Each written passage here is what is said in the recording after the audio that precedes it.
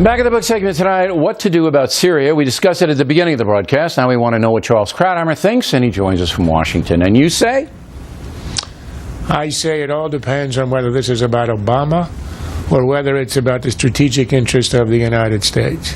What I'm concerned about is that what we hear, the leaks from the White House, the deliberate leaks are, we're going to have a very limited 2 or 3 day campaign. We'll drop a couple of bombs.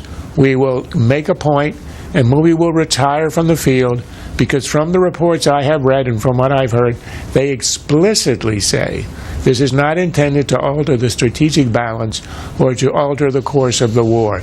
If that's the case, we should do nothing.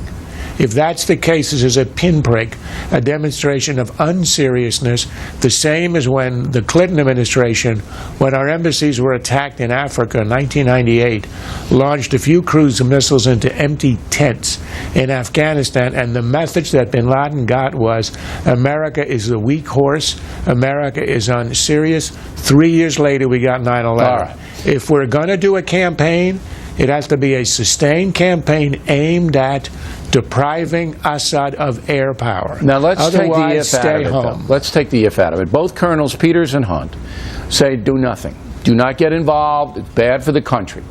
Apparently you disagree with that. Why? I disagree entirely. I think what we should do right now is to have a sustained air campaign that tilts the balance, alters the course of the war. Right now, what Assad has over the rebels is the support of Iran, of Russia. He has the shock troops from Hezbollah. He's got air power, and he's got a feckless West. We can remove air power without a huge campaign. It can be done without flying any airplanes over Syria. General Keane has outlined a plan where you take the 6 major air bases, and with airplanes that are not flying in Syrian airspace, with standoff missiles and naval missiles, you make those 6 air assets unusable. You destroy the runways, you destroy the planes, you destroy the fuel, and you keep hitting these targets until you have eliminated the air advantage that the government has over the rebels. That's the strategy, but then you have a strategy. Blowback from Iran, blowback from Russia, blowback from China, and from many in the Arab world.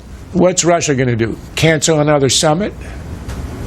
What's Iran going to do? Does Iran want to start a war in the Gulf with the United States? I think Iran would like to start a war myself, but you know what I'm talking about here. There are unintended consequences of military action led by the USA, and that's what Hunt and Peters object to. They say, look, if you devalue Assad's ability to fight, he might get overthrown, and then you're going to have al-Qaeda running the country. Why don't you let them all kill each other?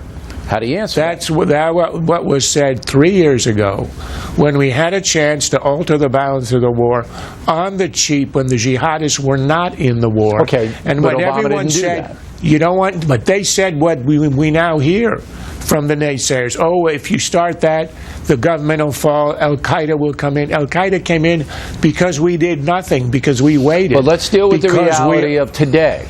I say that if you don't punish Assad for this war crime, and by the way, do you believe that Assad used the poison gas? Because both the colonels are skeptical. Do you believe that he did? I have no reason to believe otherwise. And the fact that different intelligence services and the doctors who don't have an axe to grind one way or the other on this are saying it is you're never going to have 100% proof of anything in the world, and you have to make decisions.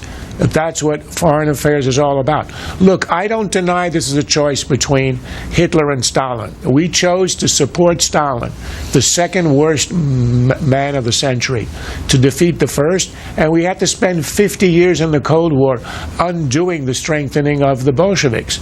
That's always true. History never ends. You defeat one enemy, there are always others who come again. But if you have to choose between undoing the Iranian Empire, meaning its support and it's the puppet it has in Syria, and Hezbollah, the Shiite Islamist crescent, and you do it by the fall of Assad, you humiliate Iran, you cut off Hezbollah, we have a tremendous strategic advance in the fighting of Islamic extremism. And that's why it's worth doing. Charles, thanks as always. We appreciate it. Factor tip of the day.